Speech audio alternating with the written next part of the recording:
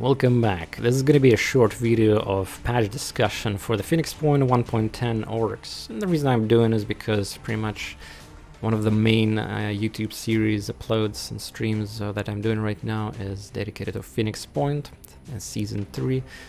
And a lot of people are waiting for new episodes. I know they're coming, I have to focus on many things right now, and I will do my best to multitask and finish as much things as I can and then continue. Also, the reason I wanted to, not do episodes right off the bat for Phoenixcomio Season 3 as well, because I knew about this patch is coming, and there's some important things here for late game, balance exploits. So I'm happy I waited out. And the reason why I know about this is thanks to this site called phoenixcomio.canny.io, which is something I learned from a Discord, official Discord server of the game, which I, by the way, recommend joining if you're a dedicated player of Phoenixcomio. There's a lot of nerds like me, the hardcore players, and discussion is always lively. People are just making some challenges as well. Some weird runs of there, sharing their stories, the strats. But yeah, I learned plenty of interesting potential bugs that could happen as well to my campaign, so I'm happy I managed to get some info from there. And about the site as well, which have spoilers essentially for what's planned, already in progress confirmed. You can see the developer replies. You click here and there you go, you see David Barda replied, and now it's basically highlighted and is already confirmed stuff. And there's a completed list, and it's like a blue post for Blizzard forums if you've been in internet for a while, and people are always excited to analyze and just, oh my god, another blue post happened and all that. Yeah, celebration time. But yeah, that's a very nice platform to get some little inside info what is gonna happen. And also you can submit your own feedback there. We might get high upvotes, and then the developers will notice essentially. Let's go to the patch itself. So tactical, a Minefragger soldier cannot be targeted with bash. A lot of people on Discord got confused with this one. They thought that they will not be able to target a Minefragger. That's not the case, obviously. You just will not be able to accidentally kill your soldier. I did it! Back in the day when I was a noob in the game, I did it, and that was an embarrassing moment, but never again since then. I double-check icon. But now you don't have to do this degeneracy, just quality of life improvement. You just cannot bash them. You can bash the Minefragger for free. I mean, without any issues. So yeah, addressed issue around paralysis and panic locks and infinite unit stuck. So this is not concerning to me or my campaigns, since I never try to, let enemy hit me or all that. They just, everything dies pretty much in my screen. But for others who are struggling with, trident trolls, with the pistol paralysis and other things, and could be nasty situations, I could imagine, in night missions and what's not. So yeah, the problem was that there is just no physical option in the game to save your soldier from that state of locking for infinite amount of turns, pretty much. Nobody's gonna skip like 10,000 turns to fix the condition. Besides, could be no option for that. Infinite reinforcements or other things. Yeah, not fun really, but now, look at that. Improved medkits, technicians, and Aspidas now remove 50% of paralysis value. Fantastic. And the panic also is now fixed by giving the one-turn panic immunity. Great. Now here comes for me. Well, I mean, this change was obviously needed, and I'm surprised that it took them so long to just basically re-roll the property of this ability when it was originally like this in 1.6 when they fixed it. And now you had to limit yourself from abusing it and exploiting it with stacking and other things like that. But now it's official. Now it's official.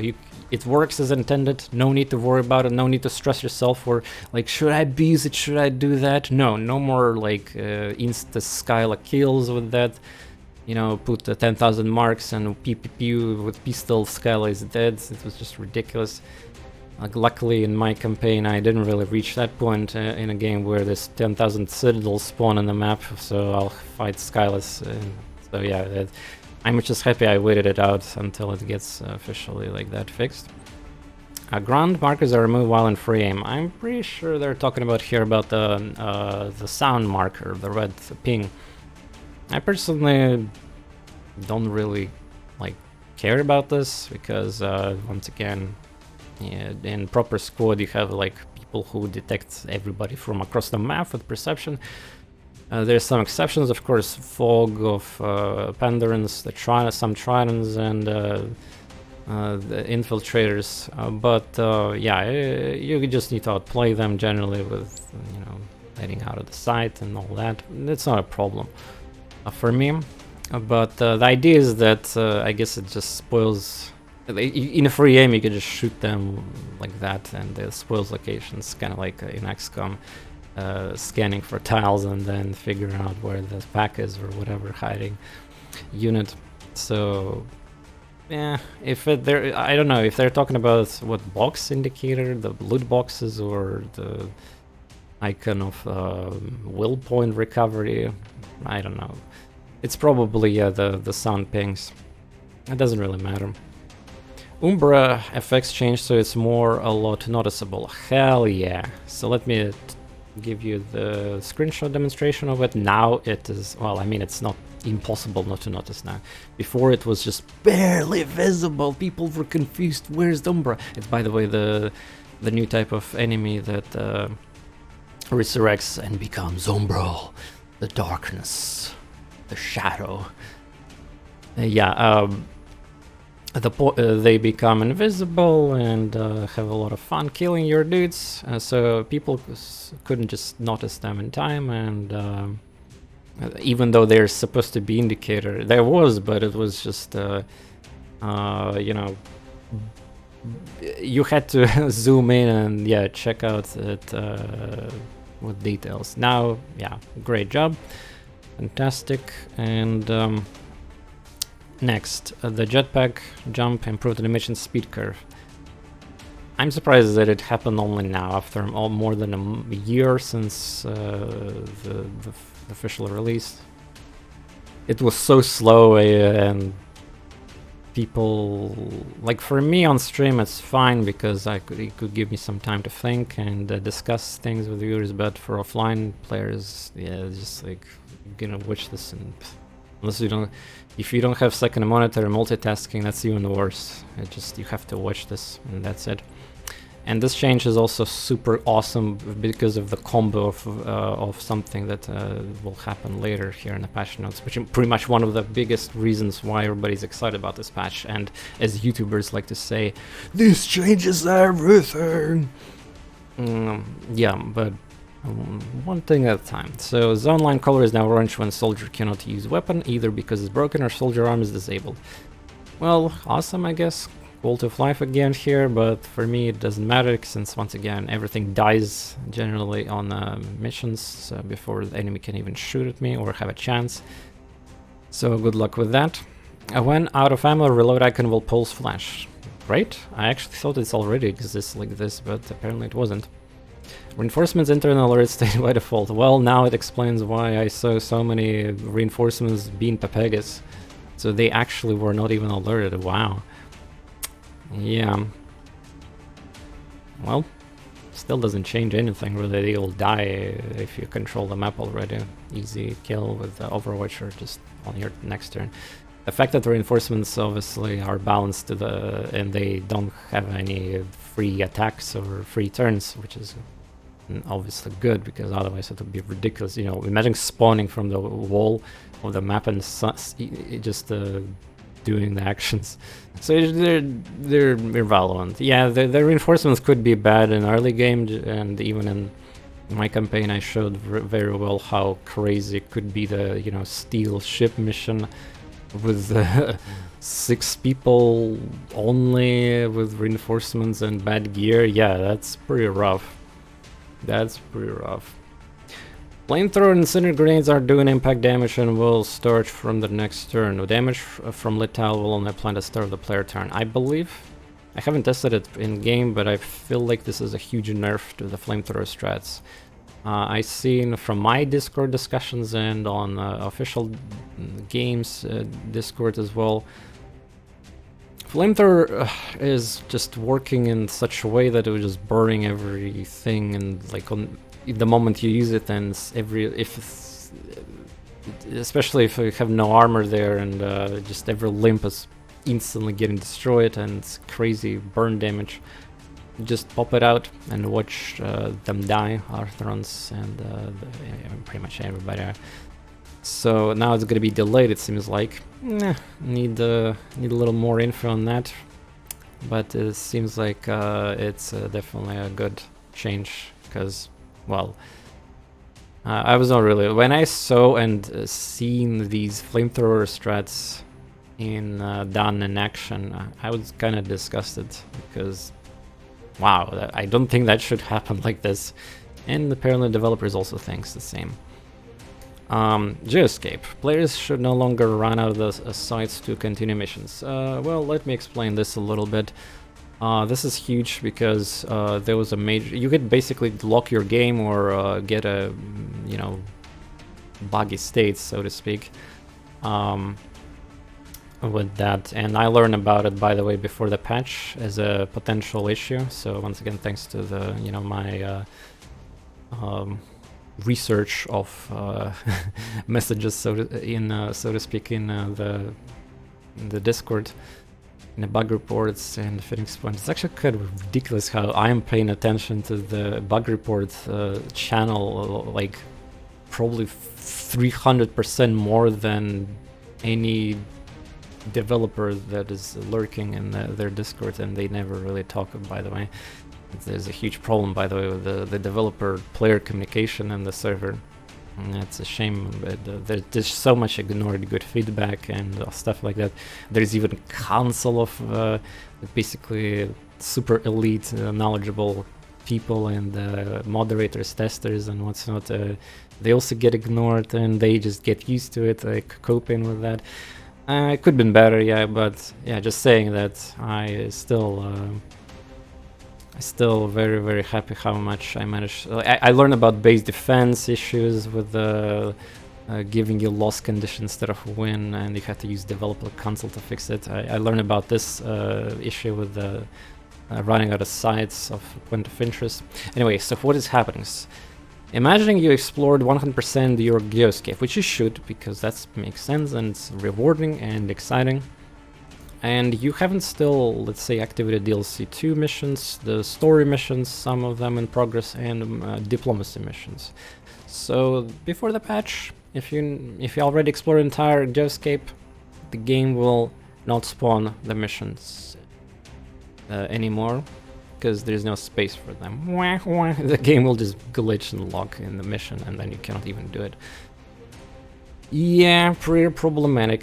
So obviously it will happen to people who will take their time and explore and like min-max the macro game and explore everything. Of course, if you're playing with one or two aircrafts only for entire game, you will probably not have even opportunity to get that far, and you'll probably complete the game before that. And but yeah, it's a really bad thing could happen still, and now it's finally fixed. And how it works now is that the game will reuse explored point of interest instead now if you have nothing left.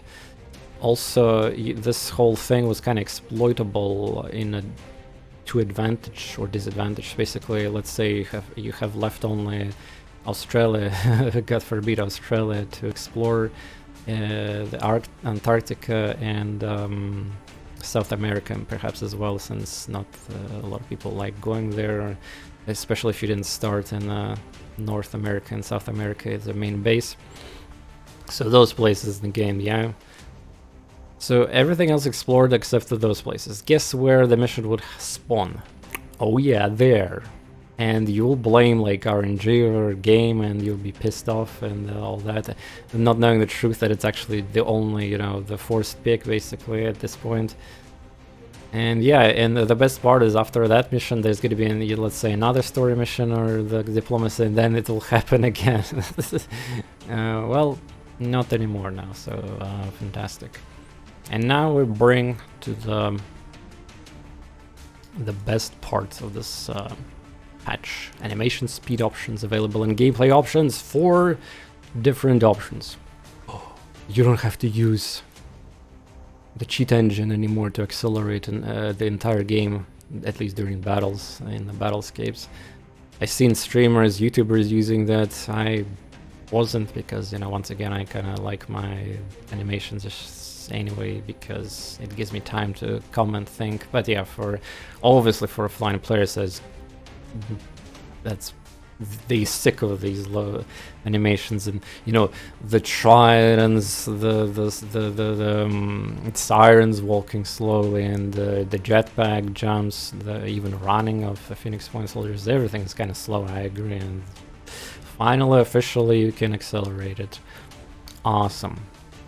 Remove the throw turret ability from achievement requirements for I can do anything. Wow. That's important, alright. And there's a bunch of bug fixes. Once again, thanks to the Discord server, I already knew most of them, and I seen them in my own campaign, just like a minor thing. Crashes, issues, but I'm gonna read you one specific one here. Fix the very rare issue where the game crashes when the unit kills himself with a grenade and causes panic in allied units. Who in the hell would do that?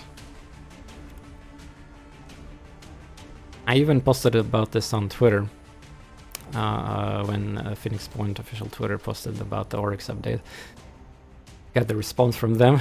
Some men just want to watch the world burn. Yeah, and the funny thing is that actually I know who is gonna do that. People like me, because I'm a streamer, and also, I guess people who rage quit and just have problems with that. I would do this for entertainment value. In fact, I did it before in XCOMs, where I just, especially since in XCOMs, Firax's XCOMs, blowing your units pretty satisfying. Explosions of grenades is really satisfying. Rockets compared to Phoenix Point. So yeah, I go select grenade from my entire pack. Press the friendly fire button, okay, and boom! JC would be proud of my strats. And yeah, the same thing would happen. Panic in XCOM, yeah, and I'm surprised the Phoenix Point had this. Somebody discovered it, yeah, like this, and they crashed the game with that. Incredible. And yeah, there's quite a few known issues that I was aware of, like a base entrance blocked and walled off, even though some people on Discord still confirm that there are other issues with the base defense mission. Base defense mission, since the developers implemented this mechanic of corruption of bases, you know, infestation and base defense missions on attacks after timer, it seems like this whole base defense is so buggy in general. And honestly, there's no deployment phase. I actually don't really like how it's randomly choosing where to spawn your units. Like, you could get your units can get spawned instantly in the face of enemy. If you get lucky, overpowered soldiers, they can solo entire mission like this in one turn. Or you can get in trouble if they're weaklings and what's not. And while the rest of the units is cut off and they're in opposite side of the map. Tanks and big units getting stuck in the second floor because they cannot use ladders. Just people spawning in the walls, like I said earlier, bug with not able to win the mission, because if you win, you lose, and then the game gives you the destroyed base condition, which obviously is really bad. And like, there's some other issues with overlapping base defense missions. Yeah, I don't know. When I see it in my campaign, I'm just always like a monkus, basically, just worried that something might go wrong. Basically, if you play an Ironman, make sure you have a kind of backup of save for the base defense related things, including, of course, ancient sites and anything that have this emergency, basically, condition, like ambush missions. We had a glitch, by the way, in a game where I had the ambush mission and base defense mission at the same minute in game, and which was ridiculous luck, because obviously I could cancel the exploration of ambush mission point of interest, yeah, and it was synced somehow perfectly for the timing of my base defense mission. So what happened is that game cancelled base defense mission entirety because the game forced me to do an ambush mission first, while the overlay was like you could see that there was 2 missions overlays, but the first one was ambush, and then the mission disappeared, and then funny enough, after a couple in-game days, the base defense mission again popped out, but I could just click cancel and then it would again disappear like nothing. This is, yeah, stay away if possible from these, and make us, if you're playing Ironman or self-made Ironman, the game doesn't have official Ironman. If you're playing with the challenge of self-proposed Ironman, definitely make a save file. That's going to be my recommendation. Well, there you go. I hope you enjoyed this short video. It will probably pump you for the upcoming episodes of my Season 3 campaign for Phoenix Point, and I'm also pumped to play more. I'm obviously busy with multiple projects. I have a lot of my shoulders, and just you know, pleasing all sorts of people, devs, getting good reputation in other game communities and what's not, and so I cannot really focus on one thing. It especially on when you saw what's happening on Phoenix Point Season 3 campaign. It's already more than a month of real life content, streams, uploads. It's not. I don't want to rush the ending there. I'm doing it for a lot of fun and showcasing everything, and I want to get every technology and engines and everything. It will obviously take time. Also trying to min-max the Geoescape control with all this micromanagement of aircrafts and the patrols, the trading routes, the recruits routes. It's just, yeah. But I love it, and it just needs more time, and I hope you're once again waiting for those new episodes. Indeed. And yes, mark for death change. Now I am not gonna worry about exploiting and all that. Now it's all legal. Western Skies DLC probably gonna be in what, 2-3 months, probably, maybe more actually, if they have issues and delayed something. Yeah, that is gonna be huge for real, and making a pro patch note video probably not gonna be enough, because I have to actually display test a lot of things and see them before I can even comment on any new mechanics. And why would I need you? Yeah, there's super DLC released. Yeah, let's just make a patch note video. No, of course I'm gonna be playing. In fact, if I finish Season 3, I'm most likely gonna do the Season 4 if the Western Skies is not a buggy mess. I'm just a little afraid that it might be, you know, not a fan of playing buggy stuff on releases.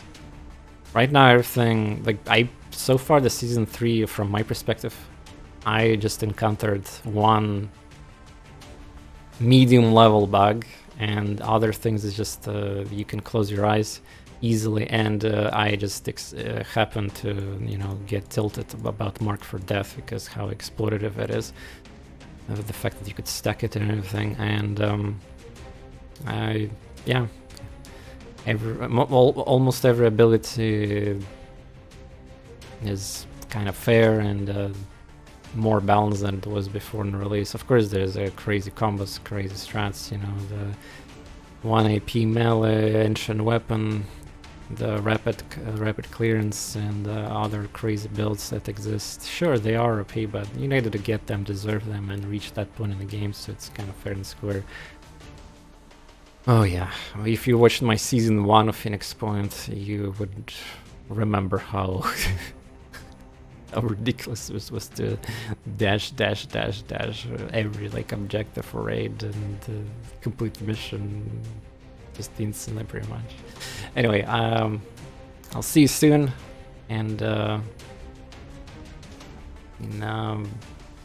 the Phoenix Point videos or in any videos if you're watching everything that I do on this channel. Leave a comment if you are already experienced at patch, maybe replaying campaign, and or just updated your current save file, and excited to try out the new speeds of animations and what's not. And just tell me in general how you're enjoying the Phoenix Point now, because clearly some people are still sleeping on the game, by the way. Your Epic Game Store and you know, the bad rap that streamers and YouTubers gave the game at the launch. But yeah, Phoenix Point is such a much better product. Really loving it. See you soon.